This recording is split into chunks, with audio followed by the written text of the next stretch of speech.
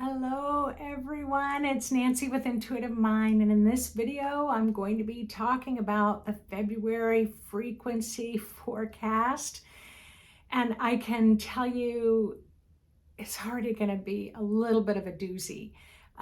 There's some big energies that are moving, and it's getting deeper, and it's getting wider, and it's getting broader, and it's getting more stable. And yet, at the same time, it feels unstable because we are trying to integrate these enormous changes that are happening. So, you've heard me talk about this being the year of the healer, and it definitely that is not changing. That our healing energy channels are awakening inside for all of us. But the bigger scope this month of February is really a big global shift that's happening. This frequency is almost the same all over the world. And we've got some things happening in the world that feel really unsettled right now.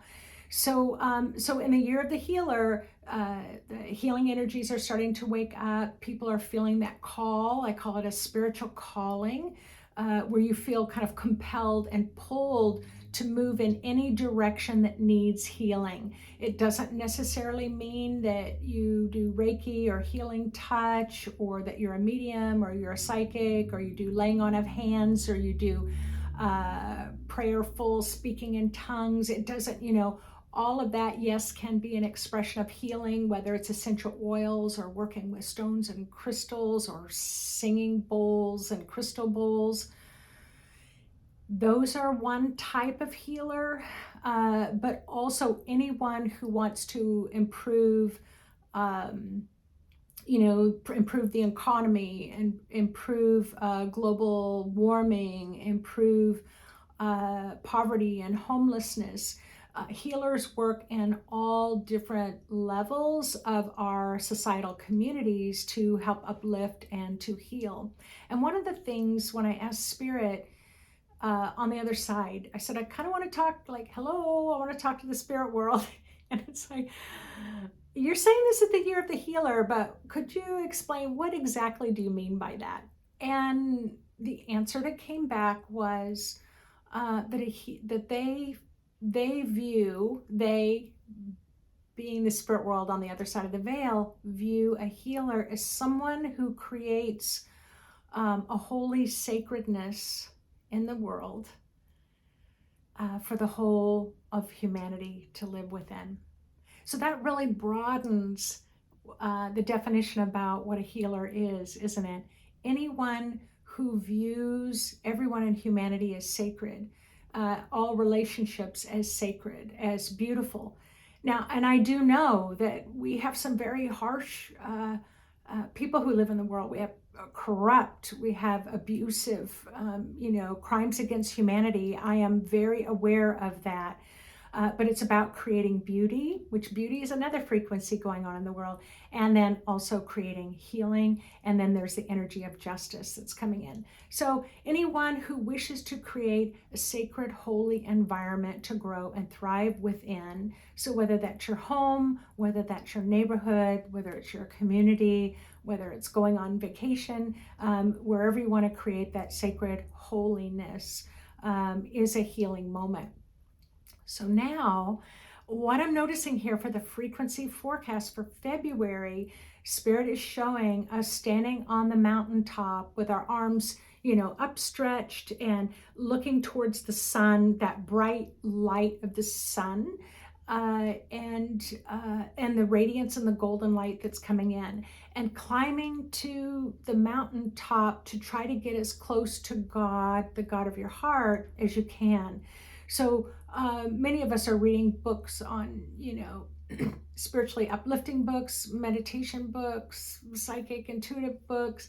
We're watching a lot of YouTube videos like this to feel inspired. So there's this kind of spirit showing we're kind of always going someplace else, like visiting a sacred area, Machu Picchu or Egypt or Glastonbury, England, or Sedona, Arizona, that we think we need to go to these sacred places to have a sacred, holy experience. this is what is shifting in the month of February, is that we are creating the sacred, holy ground no matter where we are. So what Spirit's showing me is like we're coming down off the mountain. We're putting our feet on the ground and we're looking around and seeing the sacredness around us, seeing the holiness around us, seeing the face of God in everyone's eyes. So I've been talking about the year of the healer, that we can recognize healers when you look in their eyes. Like a lot of indigenous medicine people, right away, they can look at you and they can tell that you're a healer.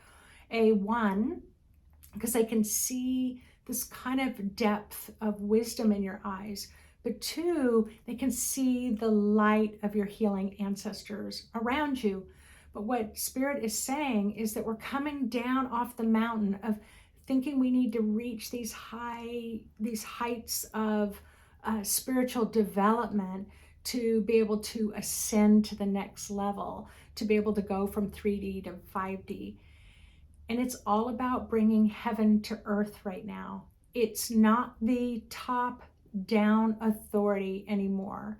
It's where, remember, you've heard me talk about in another video where Spirit showed raising the carpet underneath the feet of the floor that you're standing in and seeing all this light come out. Light is coming from the bottom. So meaning that those who struggle the most, you might have, in homelessness and low income, people who are having to escape hurting, harmful situations. So in all of those situations, there is a mass movement of light that's happening.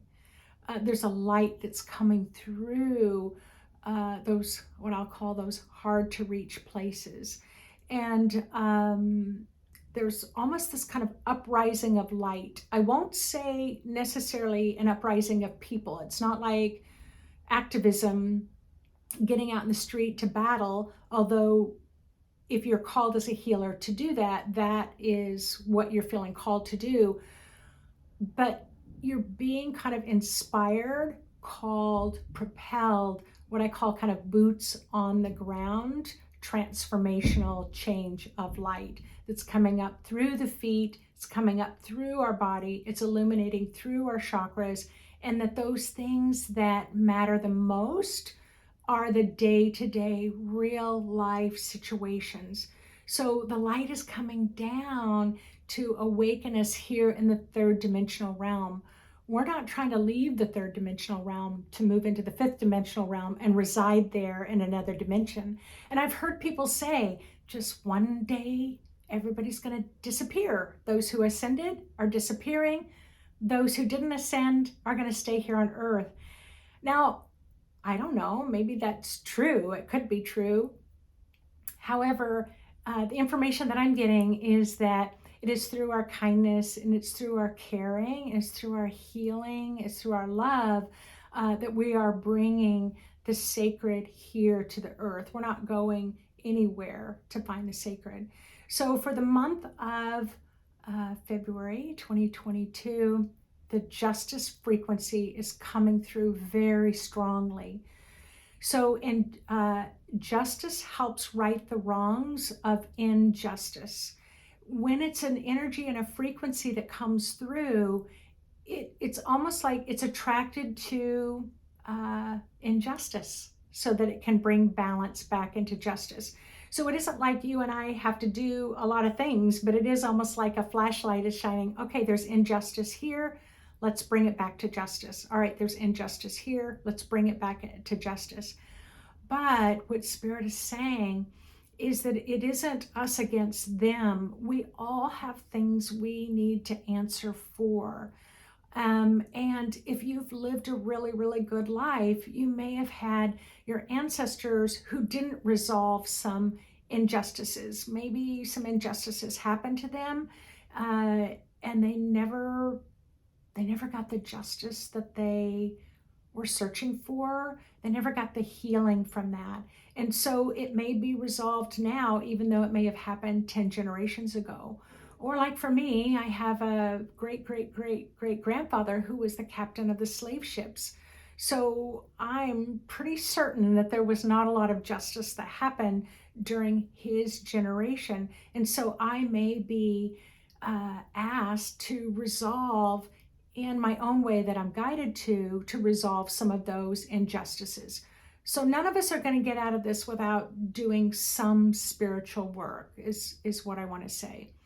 But if we have felt that there's injustices that have never been illuminated and we're frustrated over the past 10 years, Spirit is saying we are going to start seeing injustices being brought into balance and being healed. So as that's happening, it does kind of feel a little bit like we're moving through mud. You're not alone. Those lower chakras are feeling really heavy. They're feeling really burdened. And at the same time, the healing light of you as a healer is illuminating. And so it just feels like I don't know what's up and I don't know what's down.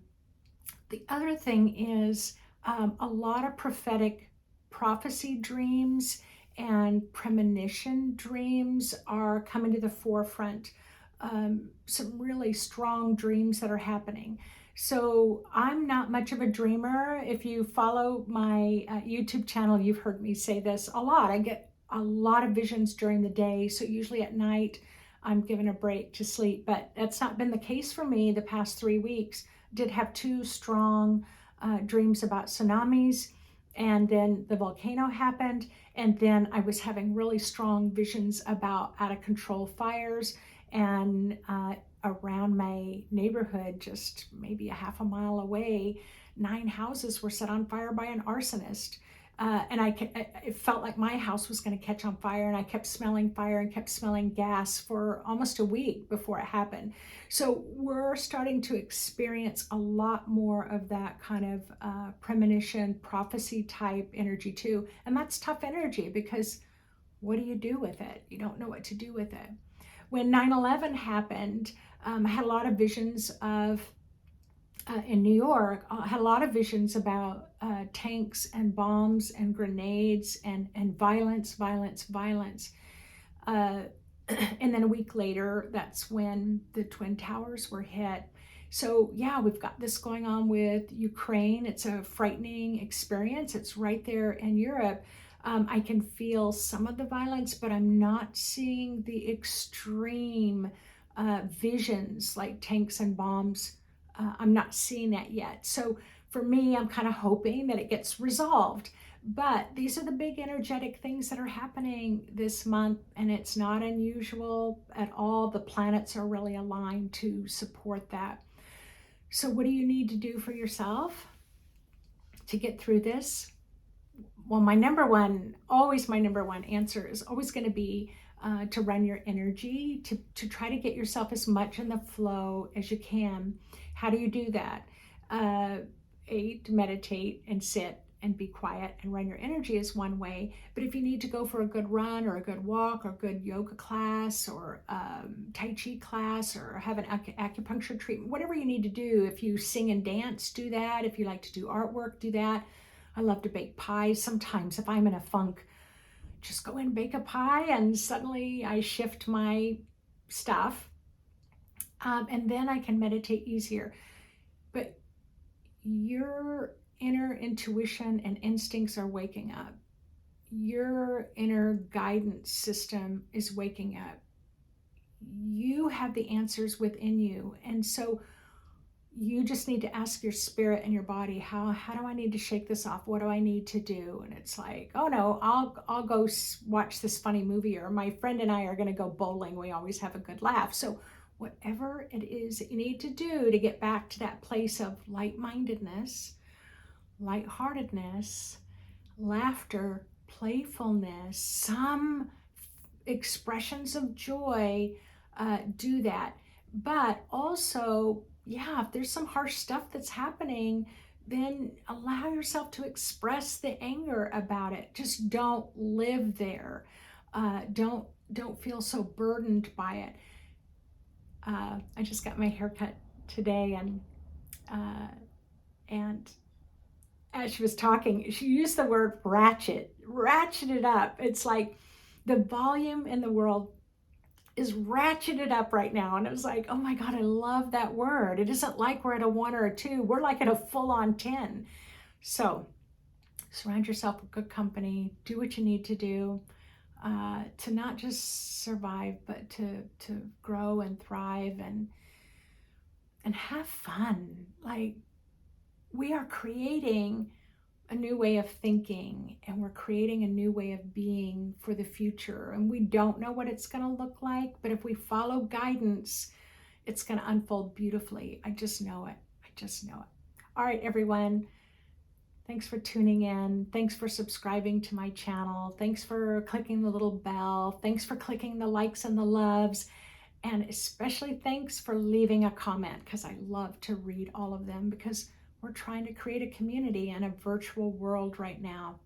So I appreciate it all, and I appreciate all of you. Take care.